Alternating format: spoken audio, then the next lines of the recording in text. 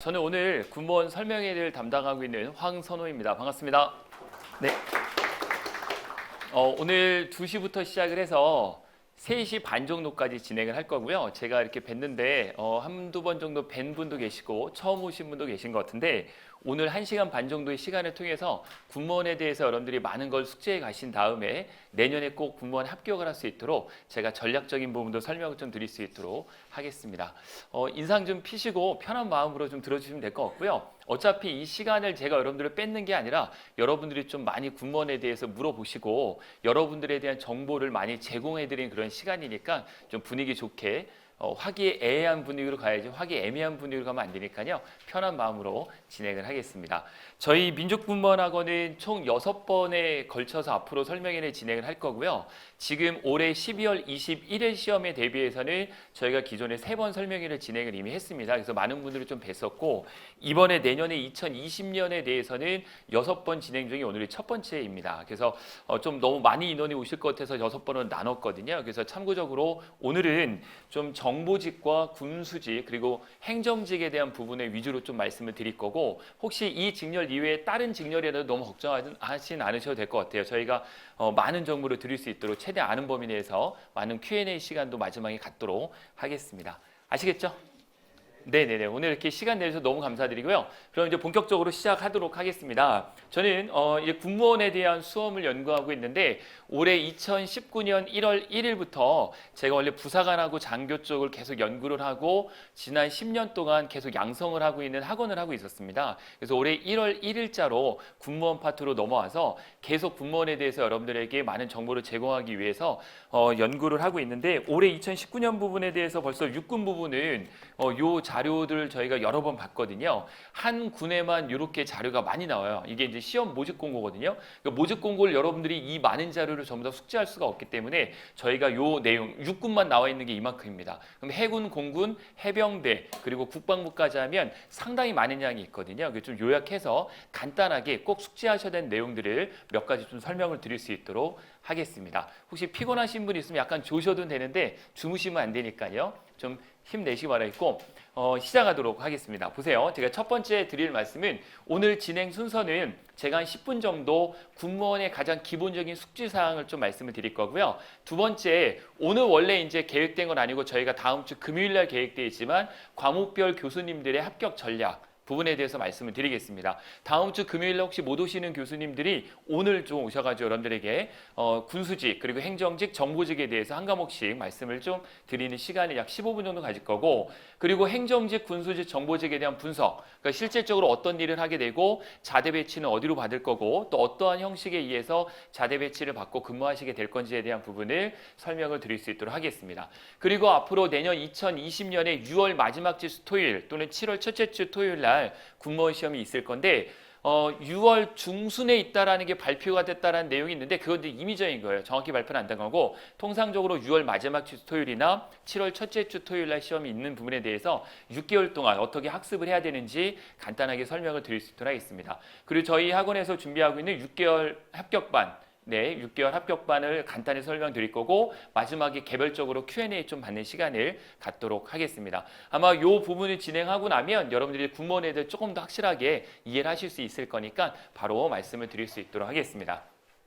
어느 정도 아시는 내용일 텐데요. 군무원이라는 것은 국군에서 복무하는 특정직 공무원, 즉 문관을 의미하는 게 되겠죠. 그래서 문관을 우리가 이제 공무원 분류에 해당을 하는 거고 국군에 소속되는 군사 관리 사무 업무나 아니면 보통 후방에서 지원하는 업무를 담당하는 게 보통 군무원입니다. 현재의 트렌드는 현역을 많이 줄이고 있다는 걸 언론 기사를 통해서 많이 보셨을 거예요. 제가 오늘 11시에 현역 군인분하고 상담을 한 40분 정도 했는데 그분도 현역 군인이세요. 현역 군인이신데 본인이 맡고 있는 그 보직이 내년부터는 군무원으로 전향이 된다고 하더라고요. 대부분의 현재 군 간부들이 맡고 있는 업무를 군무원으로 대체하는 시즌이에요. 그게 국방개혁 2.0에 나와 있는 거기 때문에 2022년까지는 현역 간부들이 하고 있는 전투병과가 아닌 비전투병과는 대부분이 이 군무원으로 대체가 될 겁니다. 그래서 현재 우리나라는 전 현역 군인이 60만 명이거든요. 우리나라에 육군해군 공군에서 60만 명의 현역 중에 군무원의 비율이 4%가 채 되지가 않아요. 4%가 채 되지 않는 이 군무원 비율을 앞으로 7% 이상까지 늘리겠다라는 게 2020년의 목적이기 때문에 앞으로 필요한 인력이 올해 12월 21일 1138명을 제외하고 2만 1000명을 더 군무원을 양성을 해야 되는 입장이에요.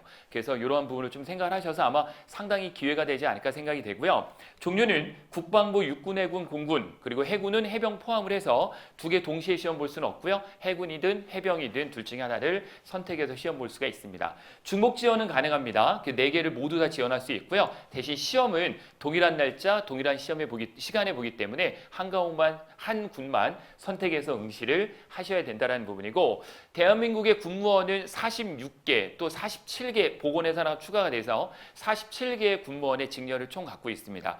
육군 기준으로 말씀드리면 행정직군이 6개, 시설이 4개, 정보통신이 6개, 공업이 11개, 함정이 5개, 항공이 4개, 기상이 2개, 복원이 8개, 총 46개인데 플러스 1개가 있어서 총 47개의 대한민국 직렬을 갖고 있는데, 나중에 기회가 된다면 제가 이 직렬별로 강의를 찍어서 유튜브에 올려드릴 거니까 여러분들 한번 참고해 주시면 될 것 같아요. 근데 혹시 여러분들 중에 여기서 행정직군에 해당하는 행정직렬이나 군수직렬 또는 정보직렬 이외에 다른 직렬 혹시 원해서 오신 분 계시면 손 한번 들어줄 수 있으세요? 네, 어느 직렬이시죠? 항공기체요. 네, 그렇게 안 하실 것 같은데 상당히 네, 좋습니다. 또 다른 거 있으세요? 다른 직렬. 다른 이제 없으세요? 그럼 제가 지금 말씀드린 행정직렬이나 군수직렬이나 정보직렬에 다 포함이 되시는 분들이시죠? 네, 말은 할 줄 아시죠? 네, 네, 그렇죠. 네, 그래서 요 위주로 지금 제가 그러면 행정직군 위주로 좀 말씀을 많이 드리고요. 항공기체는 좀 많이 질문해 주시면 개별적으로 또 말씀을 드릴 수 있도록 하겠습니다. 자, 이게 군무원은 가장 기본적인 내용이니까 충분히 숙지하실 수 있는 내용이고요.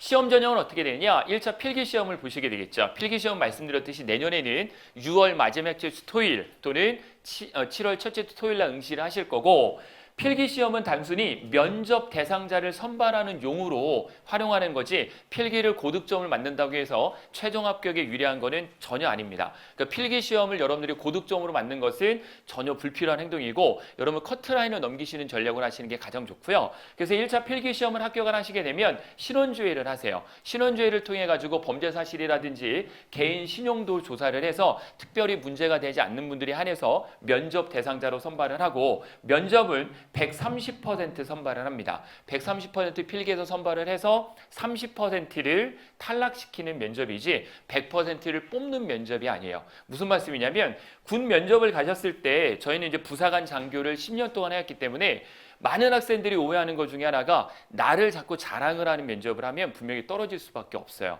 왜냐하면 어차피 130%에서 30%를 떨어뜨리는 게 쉬울까요? 아니면 100%를 뽑는 게 쉬울까요? 당연히 30%를 떨어뜨리는 게 훨씬 쉽거든요. 그래서 압박 질문이 나에게 들어온다 그러면 절대 좋은 징조는 아니겠죠. 그래서 여러분들이 생각하실 거니 면접에서는 130% 선발을 해서 30% 안에만 들지 않으면 충분히 합격할 수 있다고 생각하시면 되고, 최종적으로 면접까지 보시고 난 다음에 신체 검사를 하시게 되겠죠. 신체 검사는 공무원 신체 검사랑 동일하기 때문에 지정된 병원에 가셔가지고 공무원 신체 검사를 병원에서 하신 다음에 그 서류를 직접 발급받아가지고 제출해 주시면 끝나는 겁니다. 어려운 내용은 아니시죠? 충분히 이 과정에 의해서 최종 선발이 되신다라고 생각을 하시면 되고, 여러분들이 가장 중점을 둬야 될 건 당연히 필기 부분이 되겠고요. 필기와 면접 위주로 여러분들이 이제 준비를 하시면 되고, 면접은 아직 안 하셔도 됩니다. 뭐 지금부터 면접 준비할 필요는 없고요. 기간이 많이 있습니다. 여유가.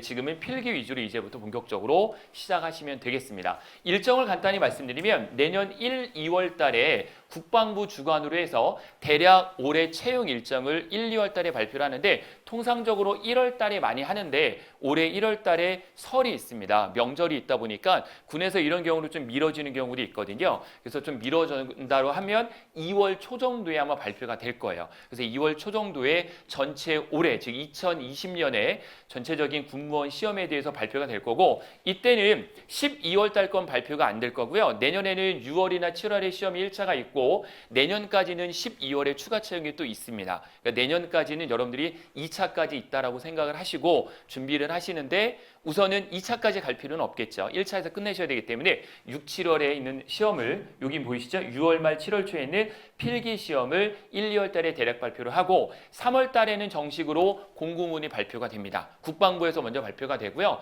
국방부에서 발표된 걸 기준으로 해서 육군해군 공군에서 역시 그 이후에 약 일주일 정도 후에 보통 발표를 하거든요. 그래서 육해공군에서는 일주일 후에 4월 초나 아니면 3월 말 정도에 발표를 하게 됩니다. 그럼 이때 정식으로 나오는 것은 직렬변 인원수가 정확히 나오고요. 직렬변 인원수를 기준으로 해서 4월 중순에 원서 접수가 일주일간 진행이 되고 원서 접수 일주일 기간을 통해 가지고 최종 응시율을 발표하게 됩니다. 그럼 여러분들은 최종 응시율을 보시고 육군해군 공군 국방부 중에 어디로 시험 볼지를 여러분들이 생각하시면 돼요.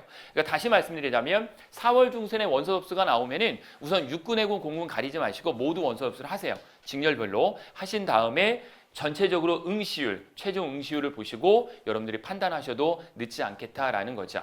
그리고 5월 달에는 인증 과목 부적격자를 발표를 하는데 인증 과목 두 과목 있는 거 아시죠? 어떤 게 있죠? 영어하고 한국사가 있습니다. 이거는 공채 부문만 해당이 되는 거고 혹시 경채를 준비하시는 분들은 인증 과목이 필요가 없습니다. 경채는. 나중에 경채에 대해서 문의가 좀 오시는데 경채는 좀 달라요, 개념이. 경채는 시험을 군으로 보는 게 아니라 부대로 본다라고 생각하셔야 돼요. 부대. 그러니까 아예 부대에서 뽑는 그 부대의 원서도 내셔야 되고 부대에서 아예 TO를 지정을 합니다. 경채 부분은 좀 다른 개념이기 때문에 제가 오늘은 공채 위주로 좀 말씀을 드리도록 하겠습니다. 그래서 5월 달에는 한국사 능력 검정이 없거나 아니면 토익이나 탭스, 지텔프 등의 자격이 없는 분들은 바로 5월 달에 과목 부적격자를 발표를 해서 시험을 볼 수 없게 되고요. 6월 말에서 7월 초에 필기 시험이 진행이 되면 통상적으로 7월 말에 보통 한 3주 정도 걸리거든요. 5회 말 처리를 해서 3주 후에 필기 합격자 발표가 되고 바로 8월 달에 면접을 진행이 될 거예요. 여기는 9월로 되어 있지만 아마 8월 말부터 순차적으로 면접이 계속 진행이 될 겁니다. 그래서 하루에 딱 면접을 다 보는 건 아니고 순차적으로 면접을 보다 보니까 8월부터 9월까지 면접을 보고 10월 달에 최종 합격자 발표가 되고요. 임관은 11월 1일부터 순차적으로 됩니다. 통상적으로 우리가 아셔야 되는 거는 그럼 6월 달이나 7월 달 시험 보고 11월 달부터 바로 근무할 수 있습니까? 라고 하면 약 60% 정도는 11월 달부터 근무를 하시게 될 거고요. 40% 정도는 임용 대기가 되실 겁니다. 그래서 모든 분들이 한 번에 전부 다 동일한 시간에 임용은 받지 않으시고 약 40% 정도는 임용 대기를 하고 기다리고 있다가 순차적으로 군에서 부릅니다. 그럼 그 해당하는 시기에 가서 근무를 시작하시면 돼요. 그건 어떤 기준에 의지하냐면 자대마다 TO가 있는 시점이 다르거든요. 그래서 자대가 배치가 되면은 자대 배치 받은 곳에서 순차적으로 연락이 오고 보통 통상적으로 1년 안에는 임용 대기 없이 다 임용하신다라고 생각을 하시면 되겠습니다. 이 과정이 바로 내년에 1차 시험에 대한 부분이고요. 2차 시험에 대한 부분은 올해처럼 아마 9월 정도에 또 발표가 날 거예요. 9월 정도에 발표가 나서 시험은 12월 마지막 주나 셋째 주에 똑같이 시험을 볼 거고 내년까지는 2차 채용이 있을 거다라고 생각하시면 되고요. 이거는 공식 발표는 되지 않았지만 저희가 육군 인사사령부랑 계속 소통을 하다 보면 저희가 이런 부분을 유선으로 듣거든요. 그래서 유선으로 들어가지고 내년뿐만이 아니라 내후년도 생각을 하고 있는데 내후년은 좀 불확실하고 내년은 분명히 2차까지 있을 거다라는 것을 저희가 정보를 획득을 한 내용입니다. 참고적으로 공부하시면 될 것 같고요.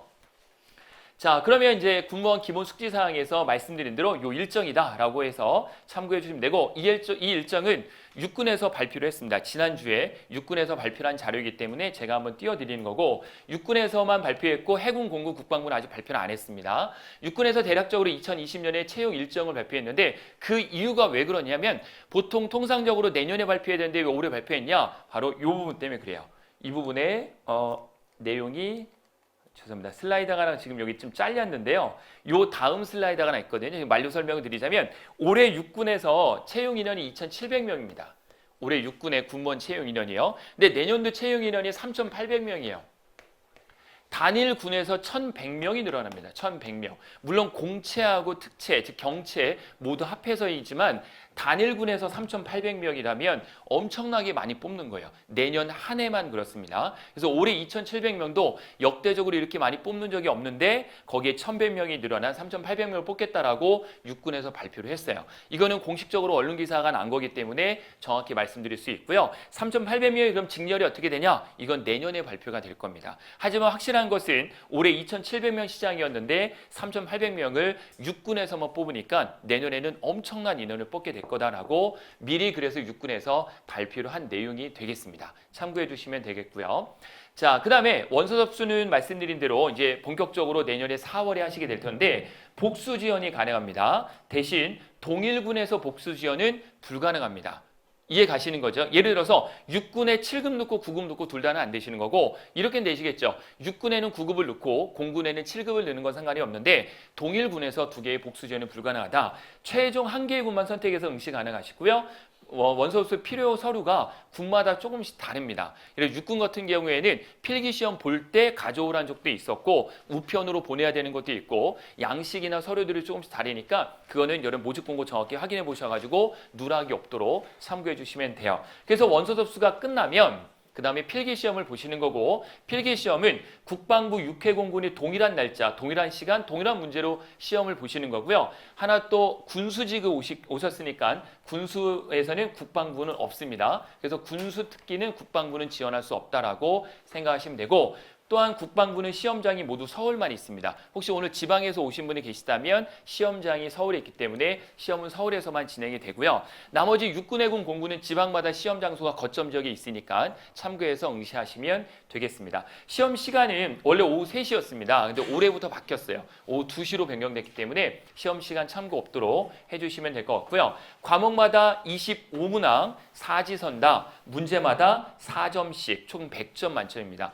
우리 공무원처럼 조정 점수는 없습니다. 그냥 맞으면 4점, 틀리면 0점 처리가 돼서 조정 점수 없이 진행이 되는 거고요. 그럼 많은 분들이 물어볼 때 시간 한 배는 어떻게 해서 풀어야 되느냐 물어보시는데 구급 기준으로 말씀드리면 75분을 주고 중간에 끊지 않습니다. 그냥 75분 다 주고요. 75분 동안에 25문항씩 3과목 마음껏 여러분들이 시간 분배하셔서 하시면 되고 시간당 문제당 시간은 본인이 자유롭게 조절할 수 있어요. 일반적으로 전국 과목 같은 경우는 한 10분에서 15분 다 푸시거든요. 국어가 제일 어려우세요. 국어가. 시간 안배하시기가. 그래서 보통적으로는 전공 과목은 과목마다 10분에서 15분 정도에 끝내놓으시고 나머지 시간을 줄여가지고 국어를 좀 많이 여러분들이 시간 할애하신다면 충분히 문제 시간이 없어 못 풀지는 않으실 거고요. 조정 점수는 없다라는 거 이해해 주시면 되겠습니다.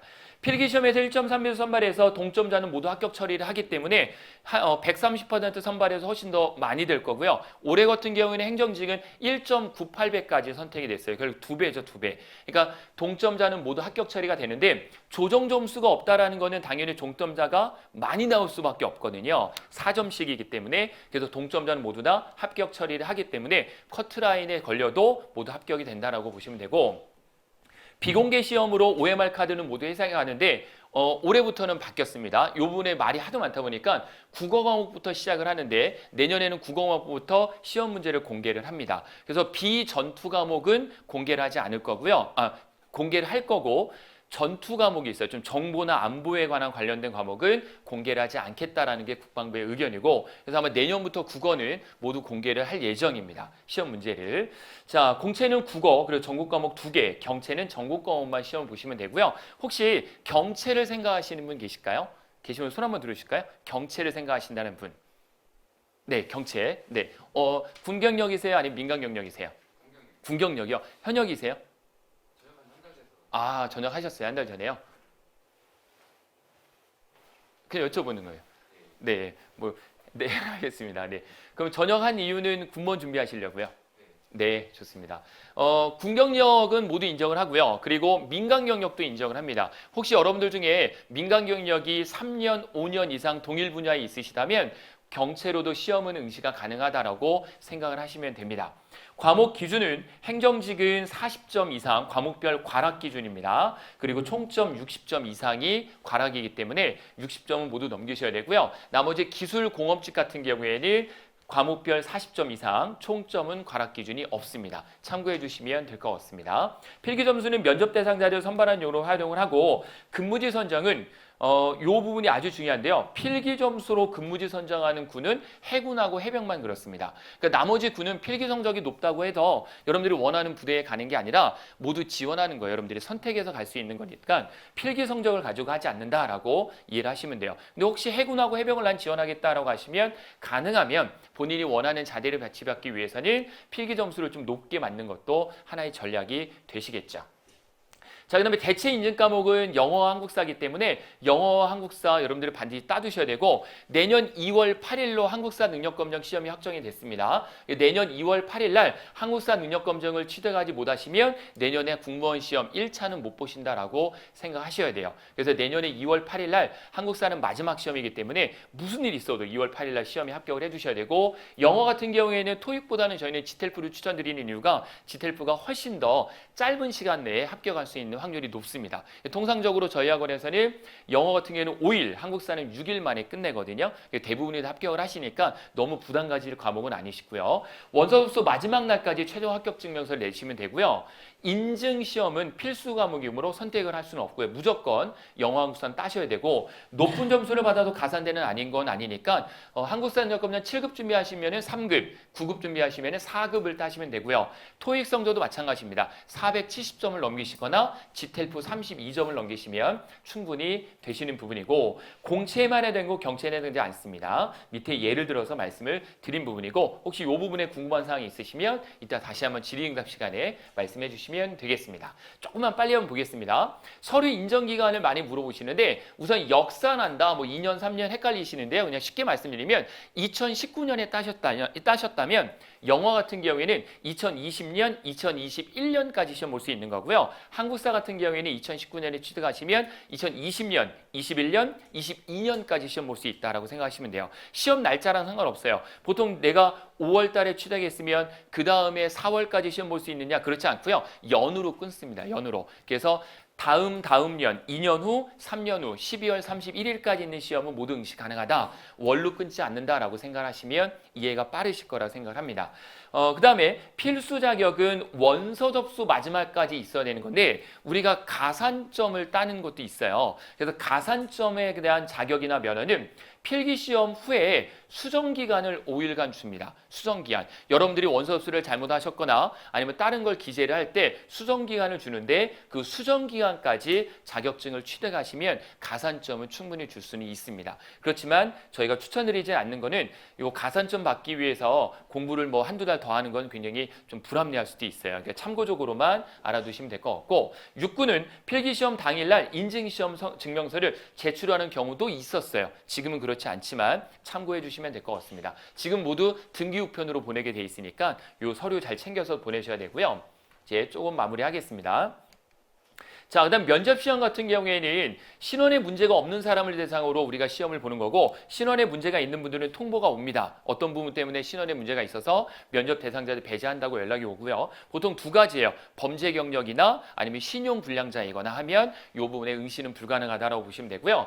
국방부는 서울의 강남 또는 용산에 모여가지고 면접을 진행을 하고 육군해군 공군은 계룡대 아시죠? 대전에 계룡대라고 있습니다. 거기에 모여서 면접이 진행을 하는데 면접관은 3인에서 5인이 들어오시고요. 보통 장교분들이 들어오세요. 그리고 나 혼자 면접을 진행을 하시는 방식입니다. 그래서 나 혼자 들어가고 3인에서 5인 정도가 나에게 압박 질문 정도로 면접은 진행을 하고요. 면접은 철저하게 블라인드 면접이기 때문에 예를 들어 내가 변호사 자격증이 있다. 뭐 예를 들어 하버드 대학을 나왔다 아무 상관없습니다. 그 부분은 아무 필요 없고요. 그냥 여러분들 이름만 가지고 자기소개서만 갖고 면접을 본다라는 거고 그래서 자기소개서에 학교 이름이나 이런 거 들어가시면 안 되세요. 철저하게 여러분들의 현재 모습만 보고 면접을 하기 때문에 고졸이든 대학원 조리든 아무 상관이 없다라는 걸 이해하시면 되겠습니다. 결국은 그러면 필기 시험을 잘 보고 면접에서 특별히 문제만 없으면 100% 안에 선발이 된다라고 이해하시면 되고 임용유예 제도라는 게 있어요. 여러분들 혹시 고등학교 3학년은 상관이 없겠지만 대학교 다니시는 분들은 임용유예 제도를 이용하면 좋죠. 2년까지 가능하고요. 공채만 해당합니다. 경채는 임용유예가 안 됩니다. 그리고 임용유예 사례는 학업을 마쳐야 되는 사람 예를 들어 대학교 3학년인데 내가 시험에 합격을 했어요. 근데 학교를 맞춰야 되기 때문에 그런 경우는 2년까지 유예를 해주는데 3년까지 유예는 안 해줍니다. 그럼 예를 들어 내가 2학년인데 이게 한 6개월 정도 모자르다. 그건 학교 측하고 상의를 하셔야 돼요. 그 부분은. 그래서 학교 측에서 허락을 하고 등록금을 내면 졸업장을 준다 그러면 여러분들이 그렇게 하시는 것도 방법이 있죠. 근데 1학년이 시험을 보시면 좀 어렵겠죠. 학교에서도 그렇게 많은 기간을 유예해 주는 않을까요.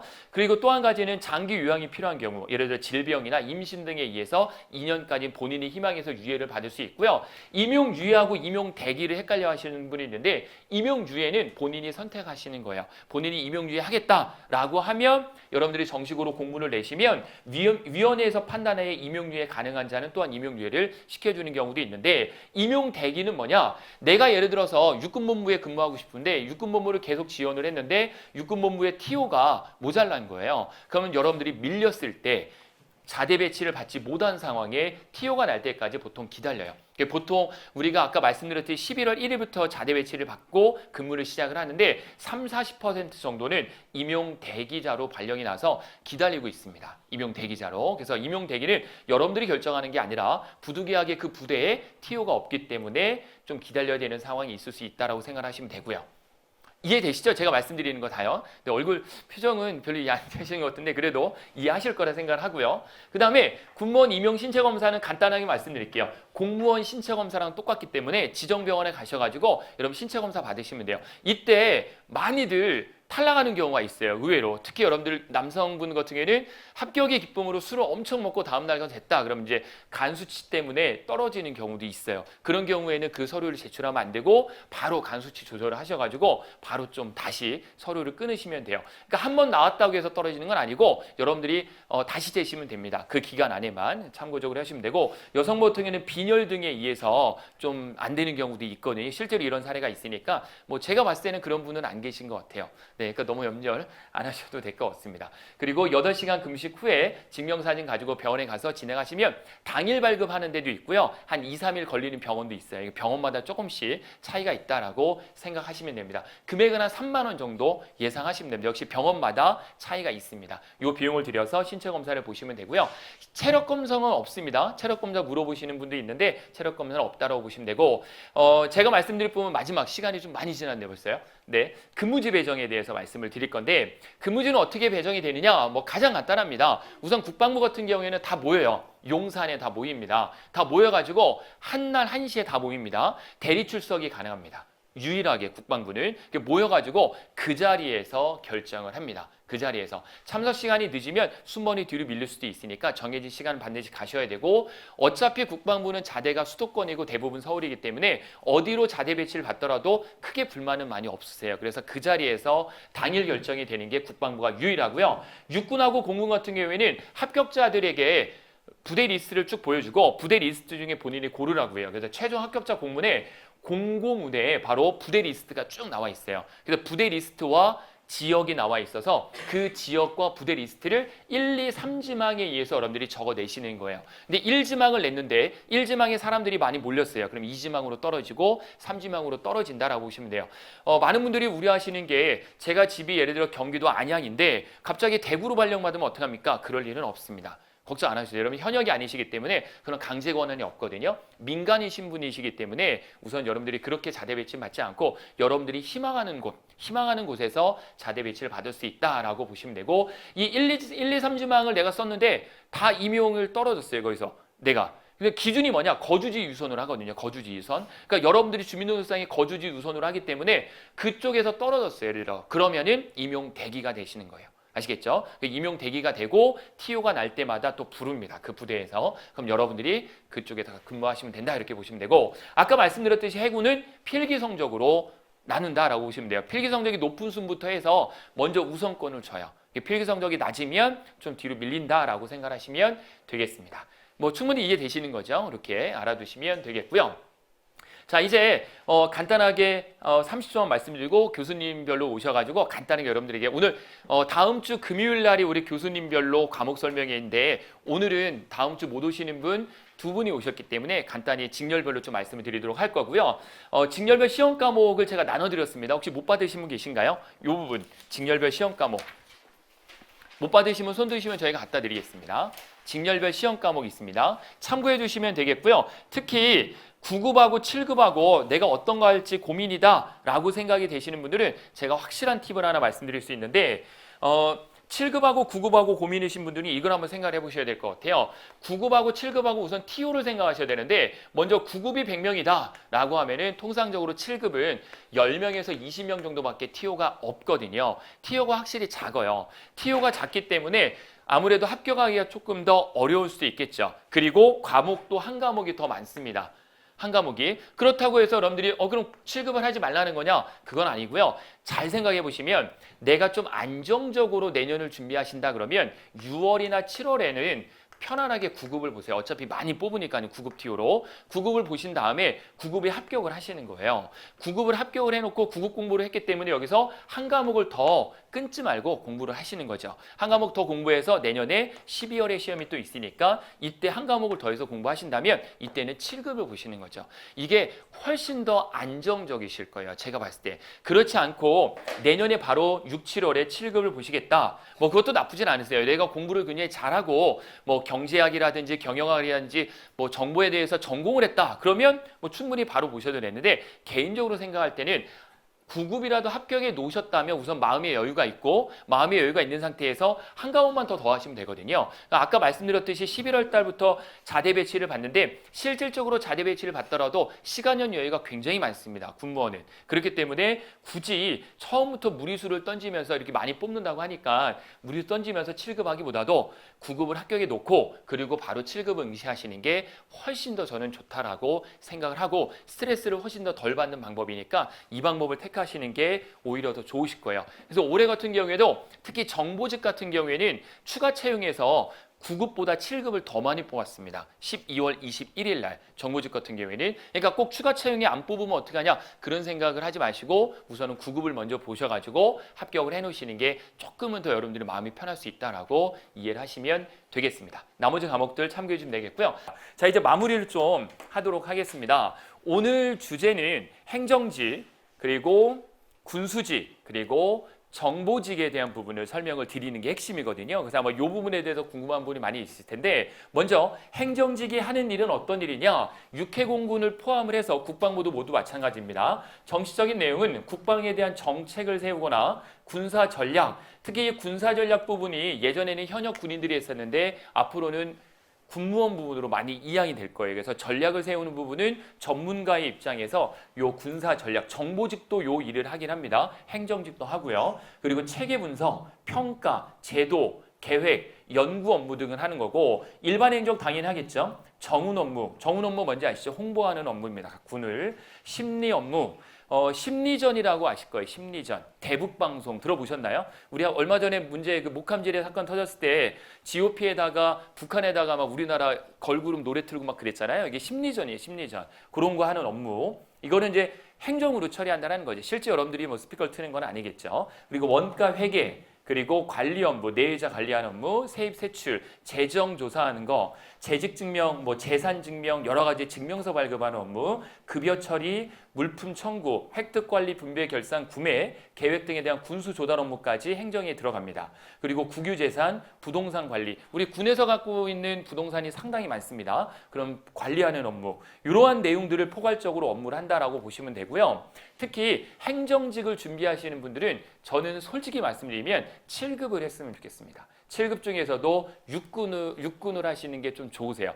왜 그러냐면 보통 9급 같은 경우에는 사단이나 연대, 대대, 중대급까지 TO가 있기 때문에 좀 작은 부대에서 근무할 확률이 높거든요. 행정직 같은 경우에는. 그리고 가장 이상적인 거는 제가 봤을 때 이상적인 거는 여러분들이 행정 9급을 합격하셔가지고 육군에서 합격을 하시면 학교 근무를 할 수가 있어요. 우리가 보통 학교에 내에 학군단이라고 있죠. ROTC라고 있습니다. ROTC 내에 이 9급 TO가 있어요. 거기는 재학 정원 1만 명 이하의 대학들, 1만 명 이하의 대학들의 학군단에서는 9급 TO가 행정직으로 근무를 하십니다. 그래서 보통 비율로 따지자면 한 20% 내외, 기수마다 연마다 20% 9급 육군에 합격하시면 한 20% 정도는 학교에서 교직원 생활을 한다라고 생각하시면 돼요. 장점은 뭐가 있겠습니까? 당연히 근무 여건이 좋죠. 방학이 길지 않습니까? 방학 기간에 1시에 끝납니다. 1시에.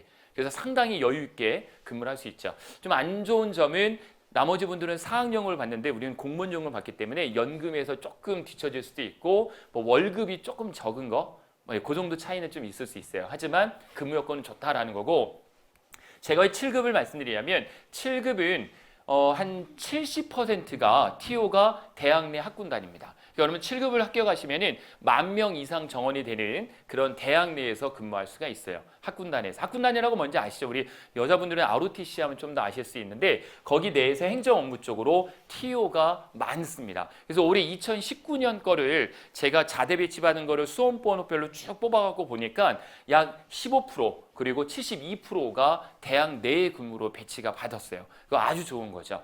근무 여건 면에서 상당히 좋으신 거고, 혹시 행정을 원하시는 분들이라면 9급을 내년 6, 7월에 해놓으시고 그리고 12월 달에 7급까지 도전하시는 거를 저는 개인적으로 추천을 드립니다. 차이가 크지는 않는데 그래도 대학에 근무할 수 있다는 장점이 아마 큰 메리트가 아닌가 생각을 하고, 그거 이외에는 대부분의 사단, 연대, 대대까지 전부 내려가서 어떤 일을 할지는 모릅니다. 아까 말씀드린 이 일을 하는 거고, 행정TO는 소수부대까지 다 있다라고 하는 거고, 군수직 같은 경우에는 국방부의 각 군의 군수품에 대한 소요, 전달, 보급, 조달, 생산, 공정, 품질 관리, 안전 지원 활동을 총괄적으로 하고요.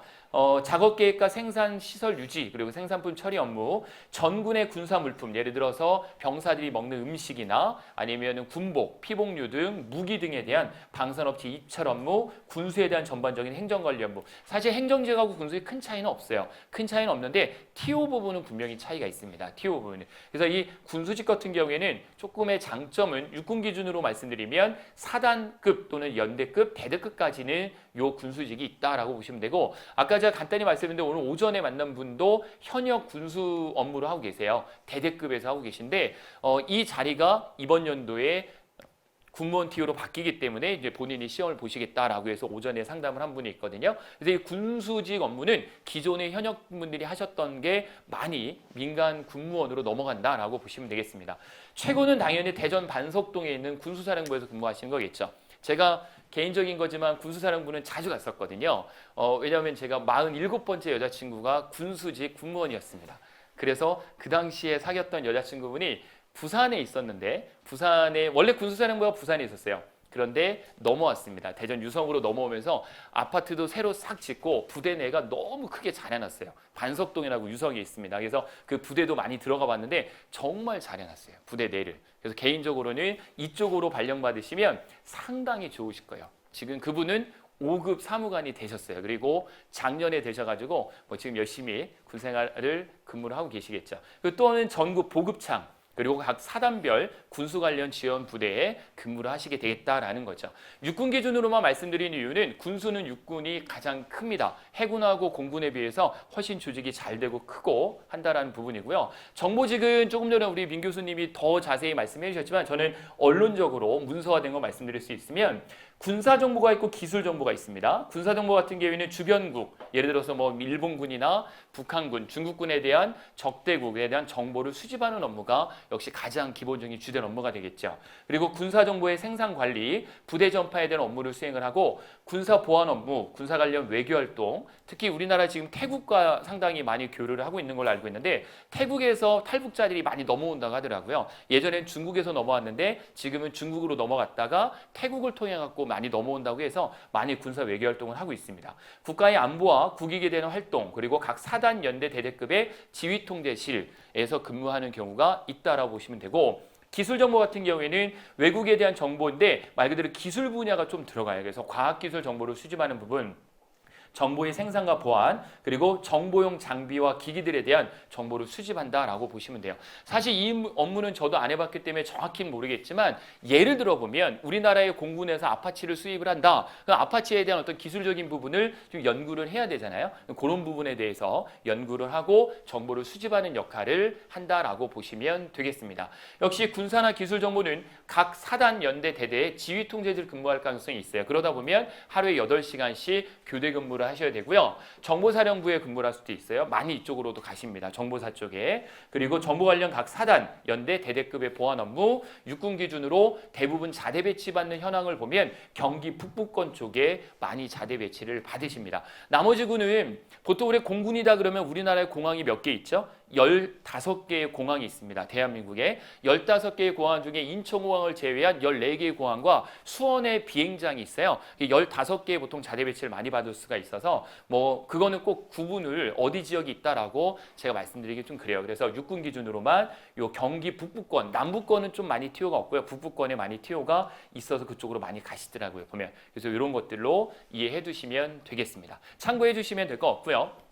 자, 오늘 마지막 시간인데요. 제가 드리고 싶은 말씀은 뭐냐면 저는 계속 학원에서 근무도 하고 학교에서도 근무를 하고 여러 민간 기업에서 근무를 해본 적은 없습니다. 그래서 교육 업무를 했는데 이 얘기는 제가 꼭 해주고 싶어서 말씀드리는 건데요. 군무원의 합격은 1년, 2년, 3년 공부하는 게 절대 아닙니다. 군무원은 암기 과목이기 때문에 6개월이 가장 좋은 합격에 대한 부분이에요. 지금 시점에서 준비를 해야지만 가장 합격률이 높은데 그게 어떤 이론 때문에 그런 거냐면 여기 이론 하나 보여드리면 여러분 다 아실 거예요. 에빙하우스라는 사람 아시죠? 에빙하우스의 망각 곡선인데 에빙하우스의 망각 곡선을 보시면 아시겠지만 이게 바로 에빙하우스의 망각 곡선이거든요. 자, 처음에 여러분들이 학습을 하시면 10분, 1일, 1주, 한 달을 기준으로 여러분들이 모두 잊어버리게 됩니다. 사람은 망각의 동물이란 말 들어보셨죠? 우리가 잃어버리지 않으면 스트레스 때문에 못 삽니다. 잃어버리게 돼 있어요. 근데 언제부터 잃어버리냐? 10분 단위부터 급격히 감소하게 돼요. 그래서 10분, 1일, 1주, 한 달 주기로 여러분들이 복습이라는 걸 해주셔야 되는데 이건 제가 만든 이론이 아니에요. 이거는 수능 만점자들이 가장 기본적으로 지키는 내용인데요. 그중에 제일 중요한 건 언제냐면 바로 이 10분 공부법입니다. 10분. 이거를 잘하면 공부를 잘할 수 있어요. 우리의 목적은 어려운 걸 공부하는 게 아니라 공부한 내용을 6개월 동안만 기억하시면 되거든요. 1년 학습법이 있고 6개월 학습법이 있는데 6개월 학습법의 가장 기본은 이론 3회독과 복습 4회를 하시는 거예요. 이것만 지키시면 6개월 동안은 여러분들이 기억력을 최대한 끌고 갈 수 있어요. 언제 공부하시는 거냐면 10분에 한 번 하셔야 되고 1일에 1주에 한 달에 원래는 이게 또 분기로 나가는데 그거는 1년 학습법일 때예요. 그래서 여기까지가 여러분들이 해주셔야 되는 건데 요령은 뭐냐? 바로 이겁니다. 그래프를 보시면 에빙하우스가 증명을 한 내용이에요. 이거는 과학적인 방법이기 때문에 뭐 제가 만든 건 다시 말씀드리는 건 아닙니다. 보시면 이런 방법이에요. 10분, 1일, 1주, 한 달 동안 계속 복습을 하는데 매번 복습할 수 없잖아요. 4번까지 복습을 하면 곡선 그래프를 보시면 10분 이후에 복습을 하게 된다. 그러면 여기서 또 한 번 올라가고 1일 후에 또 올라가고 일주일에 또 올라가죠. 결국은 남는 부분은 한 50에서 60%가 6개월 동안 유지가 되는 거예요. 최종적으로는. 근데 여러분들이 복습을 하지 않는다. 그러면 약 20% 정도가 6개월 동안 기억이 된다는 거죠. 여러분들이 아무리 복습을 많이 한다라도 100%를 전부 다 기억할 수가 없어요. 결국은 그러면 중간중간에 한 번씩 쳐주는 거죠. 그래서 10분, 1일, 일주일, 한 달을 꼭 기억을 하시고 어떻게 그럼 준비해야 되느냐? 바로 이 부분입니다. 1회독의 실강을 들으시고요. 1회독 실강을 들으신 다음에 보통 50분 수업을 하니까 50분 수업을 하고 이게 제일 중요합니다. 복습 1회를 언제 하는 거냐면 쉬는 시간에 하셔야 돼요. 대부분의 분들은 쉬는 시간에 담배를 피거나 잠깐 잡담을 하거나 다른 생각을 하는데 그럼 여러분들이 50분 동안 수업 들었던 내용을 대부분 잃어버리게 되세요.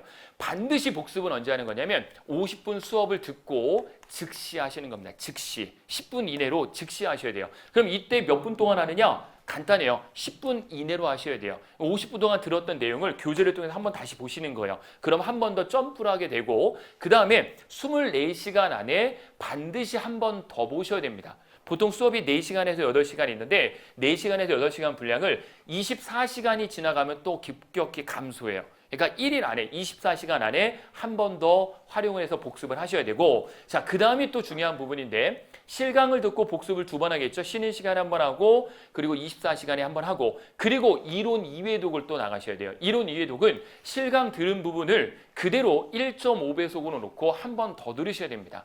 한 번 더 들음으로써 이론을 2회독을 나가는 거고 그리고 이론이 끝난 다음에 반드시 복습 1시간 기준에 10분씩 복습을 해주셔야 됩니다. 똑같이 복습이 3번이 이루어지겠죠. 그리고 마지막 복습 4번째는 종료 후에 1시간 동안에 또한 복습을 하시는 거예요.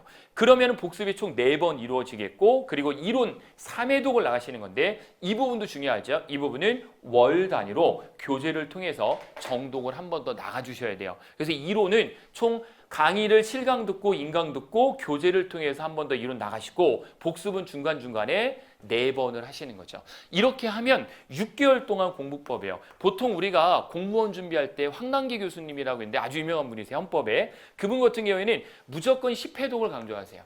10회독. 그런데 공무원은 1년, 2년, 3년 준비하는 거예요. 근데 이거는 6개월 준비하는 거거든요. 10회독을 하는 거는 조금 무리수가 있어요. 그거보다도 제가 부탁드리고 싶은 거는 요 습관을 들이시는 거죠. 그리고 이론은 안 나가고 그냥 복습을 시간을 정해놓지 않고 공부를 하면 사람인 이상 힘듭니다. 안 하게 돼요. 한두 번 지치면 안 하게 됩니다. 그래서 요 패턴대로 여러분들이 공부하신다면 6개월 동안 공부할 수 있는 가장 좋은 플랜이고, 저도 공부를 안 해본 게 아니기 때문에 개인적으로는 요 방법을 가장 많이 추천을 드리는 거고, 가장 공식적인 거. 물론 사람마다 기준은 다 다를 수 있습니다. 하지만 요 원리를 이용해서 여러분들이 공부를 꼭 좀 복습을 해주셔야 되는 부분이고요.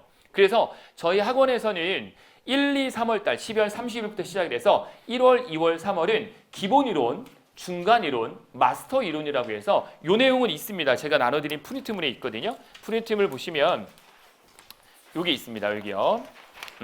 프린트물 2장짜리 묶어 놓은 부분에 뒷장이 있습니다. 뒷장 5번에 보시면 있어요. 5번에 보시면 앞으로 공부를 어떻게 하셔야 되느냐. 6월 말 7월 초에 있는 시험이에요.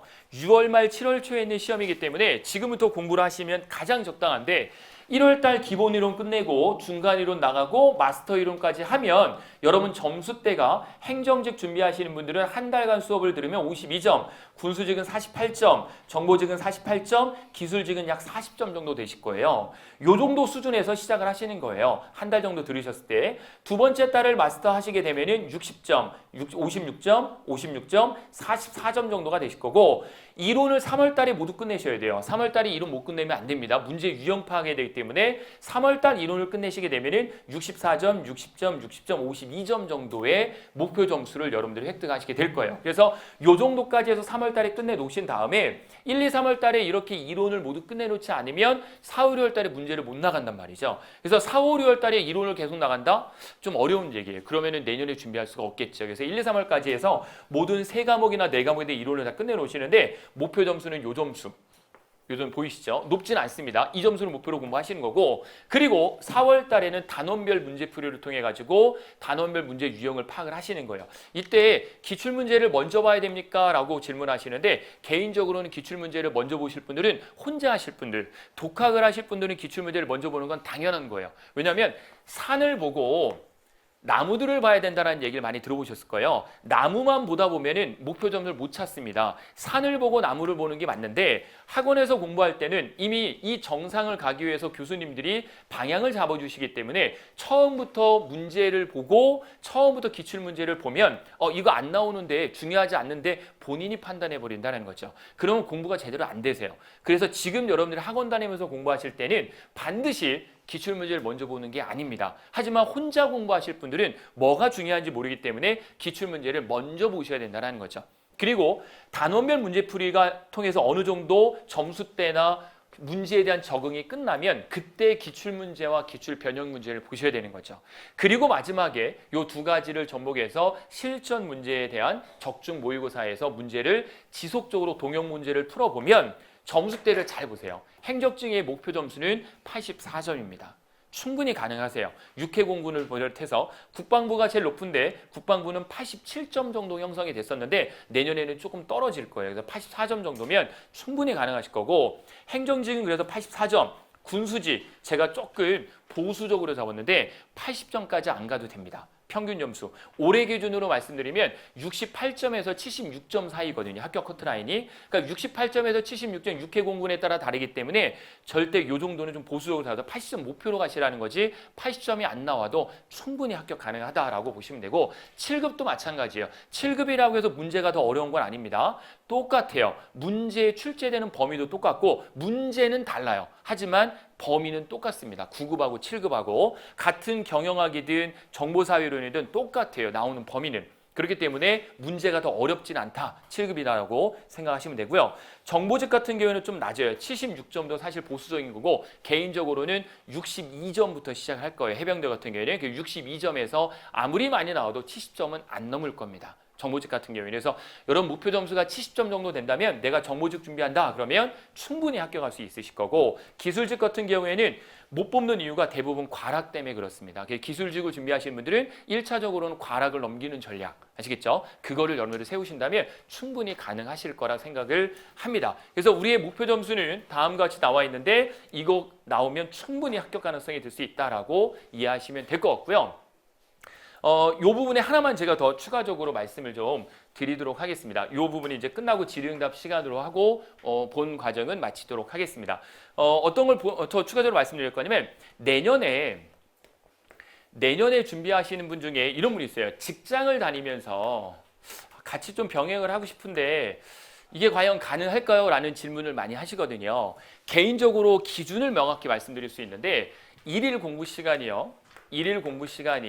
8시간 이상 확보가 되지 않는다라고 하시면 개인적으로 봤을 때는 이 다음 시험 준비하는 게 훨씬 더 맞으세요. 전략을 바꿔가지고요. 왜 그런 말씀드리냐면 8시간을 공부하는 거하고 4시간을 공부하는 거하고 이게 2배이지만 2배 이상 차이가 납니다. 왜 이 말씀 드리냐면 우리 시험이 영어 과목이나 수학 과목이 아니에요. 수학이나 수리를 요하는 거는 머리가 좋아야 돼요. 그러니까 머리가 좋아야 공부를 잘한다라는 거는 공부 방법을 알고 암기를 노력을 한다라기 때문에 공부를 잘하는 거지, 우리 이 공부하는 과목들은요 머리가 좋아야 시험을 잘 보는 게 아닙니다. 얼마만큼 시간을 투자하냐에 따라서 달라지는 거지, 머리가 좋다고 공부를 잘하면 사실 뭐 서울대생이나 카이스트생들은 그냥 시험 보면 다 합격하게요. 근데 그분들도 시험 보면 합격 못합니다. 왜? 시간 투자를 안 하거든요 여기에. 그러니까 우리는 해야 될 건 뭐냐면 머리를 믿을 필요가 없습니다. 머리를 믿는 게 아니라 하루에 정말 최소한 8시간 이상을 공부를 해주셔야 돼요. 8시간. 이 시간을 확보를 못하면 어려운 얘기라는 거죠. 이 시간 6개월에는 힘들어요. 이 시간 확보를 못하면. 가능하면 8시간을 투자하시는데 수업 듣는 거, 인강을 듣는 거, 혼자 독학해서 교재를 보든 어쨌든 8시간씩 투자해서 6개월간 지속적으로 한다면 아무리 머리가 안 좋아도요 충분히 하실 수 있는 거예요. 요 시험 자체가. 그래서 여러분들이 너무 어렵게 생각하지 마세요. 제가 계리직의 컴퓨터 일반이라는 과목을 한번 본 적이 있는데 계리직 준비하시다가 군무원 오시는 분들도 꽤 있으세요. 계리직이 뭔지 아시죠? 우체국에서 근무하시는 거거든요. 우체국 앞에 이렇게 데스크에 앉아 계신 분들인데 그 부분도 원래 기능직이었는데 9급으로 바뀌었어요. 박근혜 정부 때. 그래서 그것도 정확히 9급 공무원으로 정식으로 인정이 됐는데 그분들 중에 그런 얘기를 하세요. 컴퓨터 일반이 너무 어렵다. 솔직히 컴퓨터 일반 제가 문제를 봤는데 요번 계리직 문제 봤는데 너무 어렵더라고요. 그거는 머리가 좋아야 돼요. 머리가 좋아야지만 이 문제를 잘 풀 수 있는 건데 우리 이 시험 과목은 머리보다도 시간 투자를 많이 해주셔야 됩니다. 알겠죠? 그래서 8시간의 기준을 가지고 여러분들이 시간을 투자해서 공부할 수 있겠다 그러면 이번 6월달 준비하시는 거고, 좀 그렇지 않겠다라고 하면은 조금 여유를 더 가지시고 그 다음 시험, 알겠죠? 그 다음 시험을 준비하기 위해서 가장 많이 공부해야 되는 것은 국어입니다. 국어. 아시겠죠? 국어. 결국은 국어에 대해서 합격 당락이 좌우가 됩니다. 대부분 분들이 그래요. 대부분. 그래서 국어에도 고득점 맞을 수 있도록 최대한 노력을 해주시는 게 가장 좋습니다. 그래서 저희가 군무원 요번에 처음 개강을 해서 12월 21일 날 공부하시는 분들이 지금 저희 학원에서 공부를 계속 하시거든요.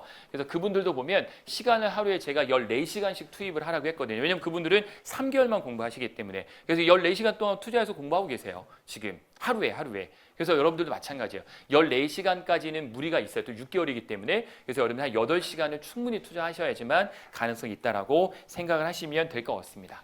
자, 여기까지가 제가 드릴 수 있는 말씀이고요. 오늘 1차 설명에 너무 고생 많으셨고요. 다음에 또 온라인 통해서 또는 실강을 통해서 뵙도록 하겠습니다. 고맙습니다.